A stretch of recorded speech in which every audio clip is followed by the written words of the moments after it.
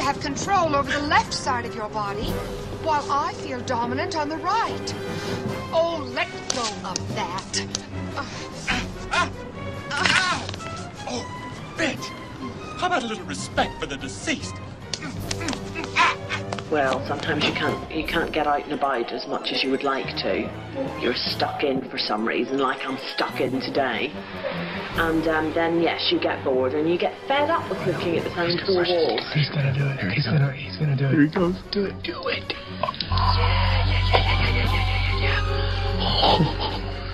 Yeah, get him nice and clean, you son of a bitch. So satisfying. My God. Now, let's go.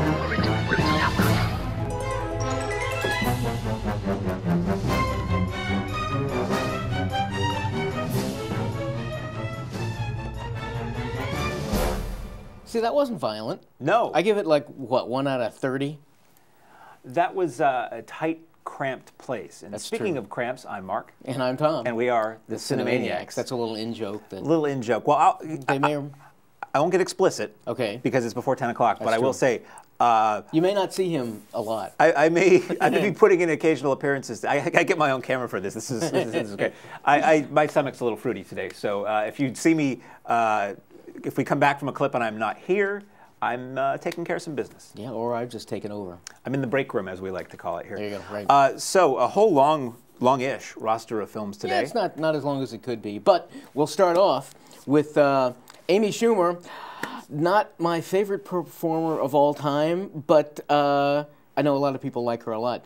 And she's actually working morals into this one, which I thought was kind of interesting. This was a little bit of a surprise.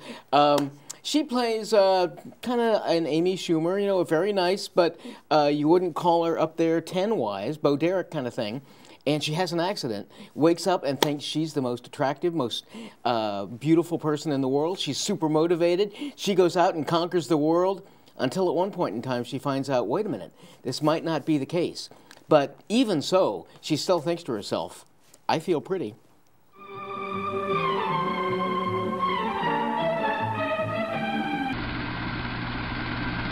So, I'm not her biggest fan. I haven't been crazy about a lot of the stuff that she did, so I went in rather trepidatious to this one. And, you know, understanding that, you know, we've seen the story or variations of it a zillion times, so I really thought I was going to pay my dues. And this one, here's a backhanded compliment, wasn't that bad, I'll say.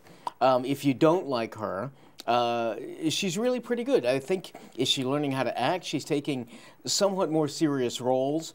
And I'll say kind of, I'm not putting her in Adam Sandler's shoes to where... It's funny that you bring him up. I didn't see it. I mentioned that because I don't like Adam Sandler movies pretty much 100%, but The Wedding Singer I liked a lot because he did something different and he was likable and not a moron in that movie. So is she doing something different than she normally does in I think she may be trying that. What my connection was, Sandler, particularly of his last 4, 5, 6 movies or whatever, really tries to work a moral into it, and so I at least respect that. He's usually very heavy-handed with it. This one was not so much. And again, I thought I respected the fact that she gave this a try. Michelle Williams is in it. She's quite good. So overall, if you're a fan of Schumer's, or if you find this, this is once again, what you see is what you get kind of a thing. Well shot, performances overall pretty good, and I thought it was less offensive than I expected it to be. Let's say that. What would you say the audience demographic was? Gender-wise? 80% women. So, because when I saw this trailer, I leaned over to a friend of mine, and this is going to sound crueler than it was intended to be, but why not? I'm sick and I could drop at any moment. I leaned over and I said, you know, it's okay to make films that appeal to men in no way whatsoever. I mean, it's actually fine. And it's a movie for the ladies, that's cool. But you got something out of it, that's fine. Of the other 2 films that I didn't see this weekend, of the 2 films I didn't see out of the 3 that were playing locally, this was the one I was going to give a shot. Okay. Because I don't want to not like something. I would love to have my opinion changed. And it sounded like you did. It did. Speaking of changing, we just changed to my camera shot. We have a surprise to me sequel, because I thought we would never see another one, from the Broken Lizard comedy team about everyone's favorite Vermont State Police who have been reunited, and it feels so good to take over policing of a Canadian town which has just been turned into an American town. The first film was called Super Troopers. This one is called Super Troopers 2. to equal the crisp, delicious flavor of hot popcorn that's bathed in real melted butter. What a strange sequel. Did we need it? I went in thinking. Well, you know, I said it was a surprise sequel to me because I never thought they'd do another one. And these guys have they did Club Dread, they did Beer Fest, they did Slam and Salmon, which I like a lot. They've done several movies over the years, but they haven't looped back around to this. And I figured that, you know, that wasn't going to happen. A lot of these guys have gone off to do their own things. But to have everybody from the original film that was impressive. Come back at pretty much the same level they were. It's not like just cameos by the original people. That they work great I guess I'm sorry. They work great together. The characters are just like they were the last time and more so. The Farva stuff was killing me. The guy who's the one person at work everybody hates. It's performed so perfectly and accurately. Everybody has seen a person like this in their life. It's written so well. I was laughing. I was literally like sideways in my chair, doubled over laughing through half this movie. It never stops being funny. Like for me, it never ran out of steam. I mean, they give you little breaks to sort of compose yourself and advance the plot before it gets silly again. It's crude often, but it's not like gross crude. Right. Like there's a scene in the trailer where Farva's in a outhouse that gets tipped over. A lot of films would really dwell on that and really focus on what's in or on him, and they don't. You just know. I mean, the guy was tipped over. He's going to smell a little bit. Some fun cameos from other people in the cast. Rob Lowe is in it. I can't think of his name. He played Curly in the Three Stooges live-action movie. I should know his name, but he was very funny. Everybody's outstanding in this. I just love this so much. I don't see many comedies that I like anymore these days. So to see one that I like and love at the same time, like I haven't seen the original in a while to compare the two, but for as much as I remember liking the original, I easily liked this one as much as the original. Maybe people who are big fans could say, you know, which one has the edge, but I would hardly go see this again. I'd go see this again tonight because I loved it so much. I agree completely. I was not crazy about the original. I didn't dislike it, but I certainly didn't like it a whole lot. I know it has a real cult following. So I went into this, once again, not expecting a lot, thinking, gee, this is the kind of movie that needs a sequel. And I agree. It was funny pretty much from the get-go. I mean, I hope we get another one. That'd be great. I mean, everybody seemed to be... The two things that... Well, one thing that I really require to respect or like a comedy is that it be clever. It not be easy, you know, poo jokes, like you said. Right. And this one had that potential. But another thing, and I've talked about this the past couple of weeks in various films that we've seen and reviewed, that the people seem to be having so much fun doing it, that just bleeds through. And so I was really surprised at how much I liked Super Troopers 2. So, speaking of films that I didn't see, and speaking of having a religious experience in the theater, enjoying Super Troopers 2 so much. You could very well. Dennis Quaid might have one. Here we go. We're back on me. We were already on me. Those guys in the booth know what they're doing better than I do. But anyway, Dennis Quaid knows what to do if you really need to motivate your family and get them going. Based on a true story about a very, very popular, upbeat, and motivating song, you have to wonder, what can you do when you're facing troubles and life is just kind of getting you down? You've got to find a way to figure something out. And how you do that, I can only imagine.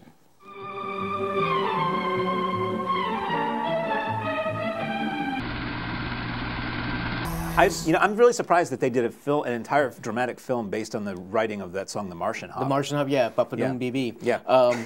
Sorry. Anyway, relative to the song, you got me. I don't recall ever. #1 Christian radio song of all time. Something like that. It must be. Yeah. I'm not saying that disparagingly. It's just that's why I wouldn't know it, and I'd heard about this film, and that's how it's advertised as the story behind this song that was huge. But it was huge for apparently everybody but me. Right. And this was, again, I went in knowing very little about this, so I didn't have expectations, plus or minus. Maybe, once again, I don't want to sound like I'm always expecting everything to be bad, but expecting this to be kind of beat you over the head, maybe religious overtones and all that, which it certainly has the religious overtones on it. But this is really about strength of character, strength of will, families bonding and binding together. Dennis Quaid, whom I always like, is very, very good. I just thought this was a big surprise. I think this is not getting really wide distribution, and so odds are, unless you're seeking this out, this happened to be local to us, which was nice, and it was, but unless you're seeking this out, I think you're probably going to end up seeing this on home video. But I think it'll fit well. It's a nice kind of quiet, small film that I thought was really good. I feel like this is I don't know if it's the right phrase, but a platform release. Or like oh, okay. I can see that. Four-walling, like they used to call it in the old days. It seems like this is playing in one small town at a time and not like in 3,000 screens, because this I'd seen was playing in Wilton, New Hampshire, close by, and then somewhere else that was like an independent theater. So I think it's slowly making the rounds. Right. Speaking of slowly making the rounds, oh, my stomach. Hi. So this next thing we're preventing. We are preventing. Somebody prevented us from seeing it, frankly. Yes. So we are presenting this to you as also in theaters informational. The tawdry tale of what happens when a couple comes across a biker gang up to no good in the woods, and the biker gang will do anything to protect their secret. What happens when you cross traffic?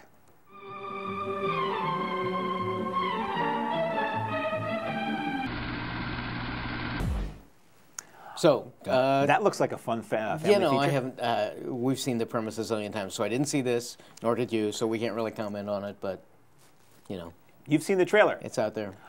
So we thank everyone who is at the Latches Theater in Brattleboro, Vermont, for sponsoring our program. That's all that we have to talk about in theaters this weekend. Yep. And now we'll move on to that which you can see on the home video format, platform, or service of your choice. Yes. First up being Academy Award nominated. Exactly. Over many of the places.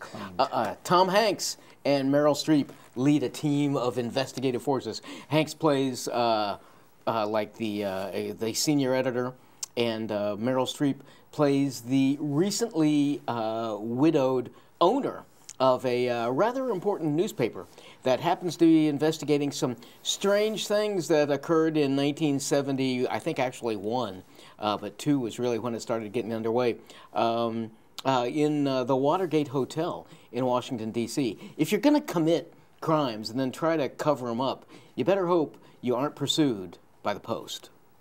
Listen, help me out, will you? Harold hates my coffee. What kind do you use?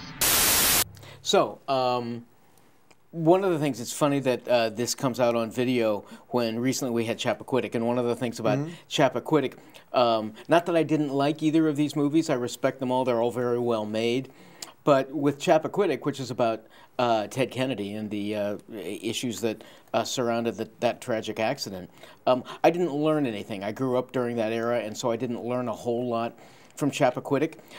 Strangely enough, this one, I guess I never, even though I lived through Watergate, certainly, I didn't realize, assuming this is true, and I kind of have to believe that it is, the lengths to which Nixon really tried to shut down the free speech and the Post and everything like that. So that I found probably the most interesting. This felt very much like an All the President's Men kind of a film. And I think suffers because it suffers if you've seen All the President's Men. Right, exactly. Hanks is always good, but he's not, he doesn't have a lot to do in this. Streep is always good, and she has one scene where she stands up, again, oh my God, a woman running especially in the 70s, a woman in charge of a newspaper, that can't happen. We're the board of directors, and we're a bunch of men, and we're going to take it over. And there's one scene in particular where she just stands her ground and takes over, and it's like, there's Meryl Streep. There's her nomination, right? Yeah, absolutely. And she is just great in that. Otherwise, I wasn't crazy about this. It's certainly interesting enough and it's well performed, but the Post didn't do a whole lot for me.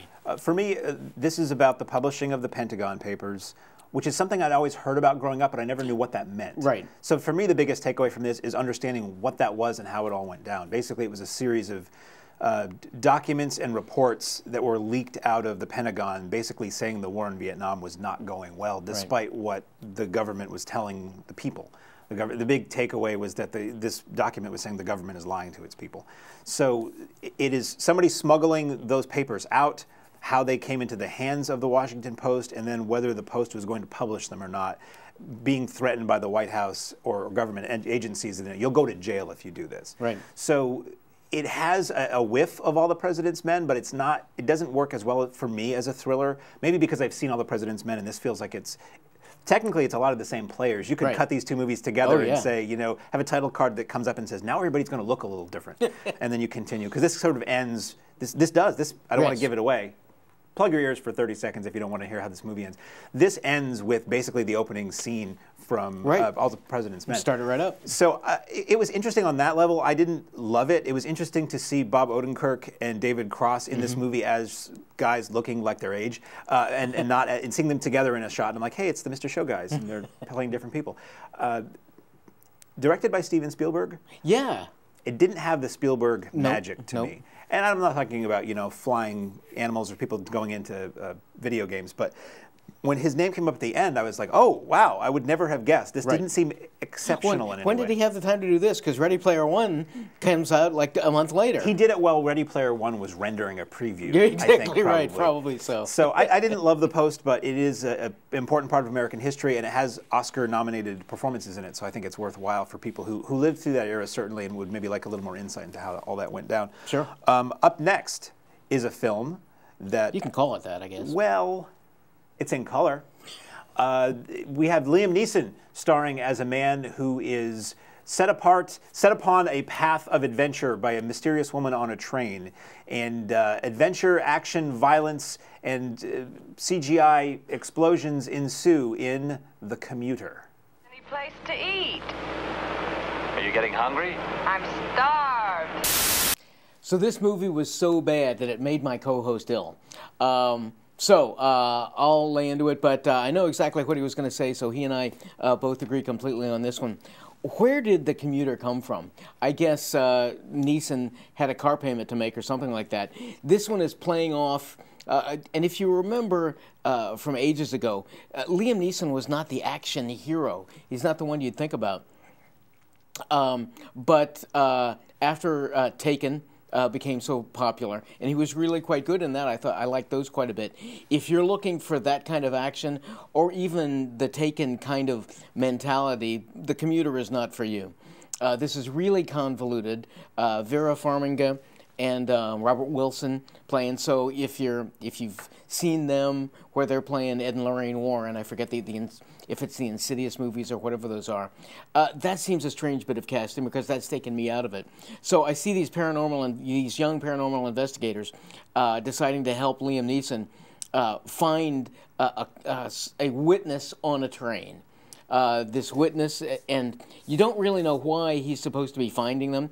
Farmiga takes, and Farmiga is the, as you saw, the one who's holding Neeson's family hostage. That's why Neeson does this. Not only, oh, you can get some money because you just got fired, which is kind of a stupid motivation, but his family is taken hostage.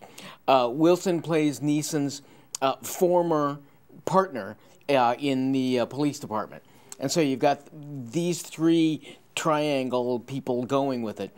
The majority of the film is Neeson trying to find somebody on a train, and they don't let us know why for quite a while. It turns out it's a witness to all sorts of horrible wrongdoings.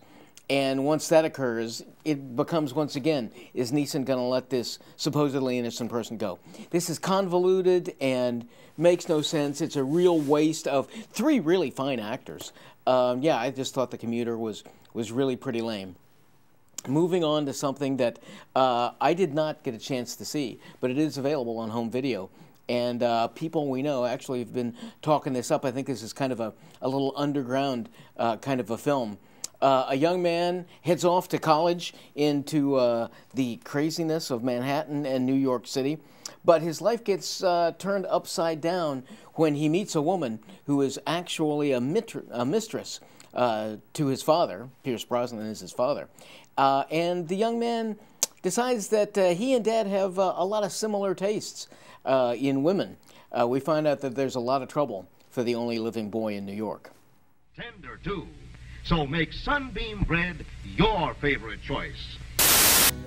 Hearing terrific things from this. One of our board of directors spoke about it to you. Yeah, Ken Colby, who's our Swansea board representative here at Cheshire TV, was singing the praises of this film to me, which I'd never heard of. It's got a terrific cast. And I looked at the cast, I was like, man, I get to see this. Which is often a bad sign. If you get a really great cast and suddenly the movie doesn't get released for some reason. Video Express, yeah. So, yeah, I don't know what the deal is with this. We didn't see it. This is presented to you as informational. Yep. But it's something I'm very curious about after the praises and the cast, yeah. and the trailer looks good. Up next is a film, speaking of sequels we never thought we'd see, speaking of arguably sequels nobody ever asked for. Your favorite giant modified evil killer sharks are back. No tornadoes involved. To terrorize humans once again and get the meaty under the surface meals they crave in Deep Blue Sea 2. 3 completely new kinds of Ford cars for 1960. Toothy. Okay, I love movies that take place underwater, just because they're fun. I like to dive, and so that's fun to see it. I went into this, I did not like the first one, and so I went to this once again thinking, oh, another, why is this being made? What a stupid premise, a billionaire who wants to enhance the intelligences of sharks and stuff. But it caught me at the right time. I watched it right after The Commuter, so I was in a bad mood after watching The Commuter. And your expectations your standards were set very low. Right, exactly. Yeah. Wasting 2 hours on that. This one caught me at the right time, and I thought it was enjoyably cheesy. They knew it, so it's not so bad, and they were trying to do a good job of it. This I just really kind of enjoyed, and they play up all of the stupid creepiness of the shark. I thought Deep Blue Sea 2 was a lot of fun. Speaking of a lot of fun, yes, we have my favorite section of a program, which we lovingly refer to as the Arrow Video Corner. Indeed. Because we get a lot of cool review copies from Arrow Video of videos. Oh, there it was, right in the haunches again. So this week we have a film that I've loved for many a moon since I first caught it on cable back in the late 80s. And I guess I should introduce the film properly. So, what are you afraid of? What are you afraid of? I'm afraid I might not make it through this intro without having to run to the bathroom, but that's just me.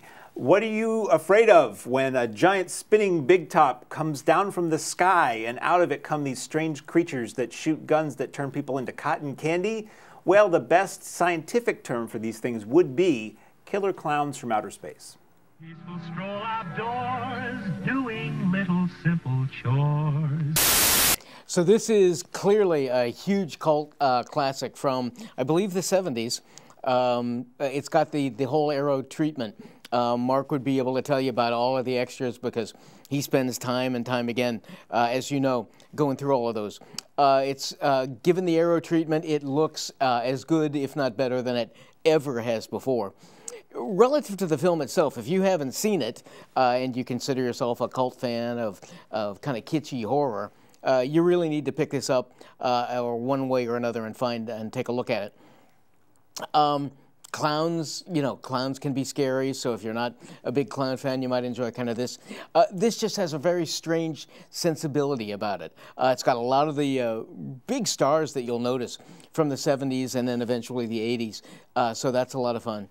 But Killer Clowns from Outer Space has a fun little soundtrack, and then once again, with the Arrow treatment, you can't go wrong with everything on that. Well, you can tune in next week if you want to. You'll probably see this exact same thing again because we will be taking a break. Mark's heading off to some conventions and things like that.